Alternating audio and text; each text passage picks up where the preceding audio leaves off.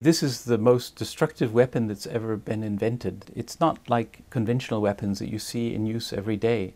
The immediate effect of the use of a nuclear weapon can be the destruction of an entire city, hundreds of thousands of lives in a matter of seconds. But furthermore, there are the indiscriminate effects that will last for generations. The radiation that is emitted will spread through the atmosphere over many countries and over large parts of the earth, continuing to poison people in other countries far beyond the zone of use. And these radiation effects include cancers, which many of the survivors will experience in their lifetime.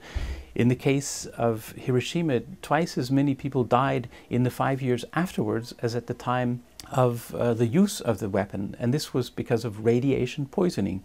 And then those who survived have very high rates of certain types of cancer. In addition, there is the damage to the genes of the people exposed, and what we're seeing now is that people exposed in 1945 to the Hiroshima and Nagasaki bombings, their children are experiencing damaged, they have damaged genes, and are expected to have an increase in other kinds of cancer. And this is 66 years after the use of the weapon. So it's virtually impossible to limit the effects in time and space of this type of weapon. And in our view, it's virtually impossible to use it in accordance with international humanitarian law.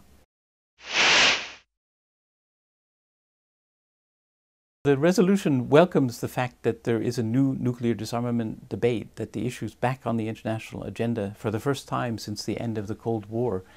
It recognizes the commitments made by the presidents of the United States and Russia to the elimination of these weapons over time. It welcomes the fact that all states parties to the Treaty on the Non-Proliferation of Nuclear Weapons last year recognized the catastrophic humanitarian consequences of any use of these weapons and the relevance of international humanitarian law.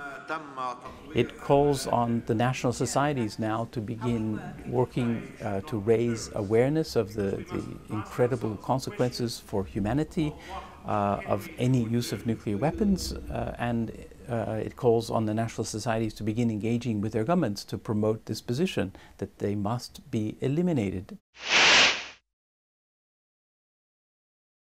The world is really at a turning point. There has been an increase in the number of nuclear weapon states in the last 20 years. In addition, non-state actors are now trying to obtain the materials for nuclear weapons or even nuclear warheads themselves. In our view, there either will be put into place a credible international process that will lead to the elimination of these weapons, or they will continue to proliferate. More and more states and non-state actors will have access to the technologies or the weapons themselves. And this means that inevitably the likelihood of their being used will increase and will continue to increase over time. The ICRC concluded about 2 years ago, after a 3-year survey, that there is no adequate international capacity to assist the victims of nuclear weapons, or for that matter, chemical, biological, or radiological weapons. And when you come to such a conclusion, it has to have consequences. It means that the only cure is prevention. And so this resolution is pointing to the path of prevention. There is also new environmental science that is now available, which demonstrates that even the limited use of nuclear weapons, for example, 100 nuclear weapons, would lead to a cooling of the environment in large parts of the world. This would mean shorter growing seasons, and most likely it would mean a widespread famine in which up to 1 billion people could die. So to us, these are pretty compelling arguments about why something needs to be done now. We have a basis for optimism. We have a basis to see an opening, and we must take it.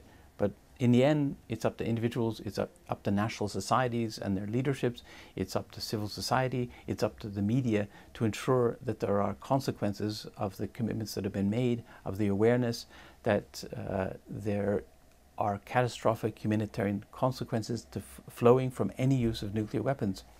States have recognized that explicitly for the first time ever. And to us, when you recognize that there may be catastrophic humanitarian consequences from something, you have a responsibility to act.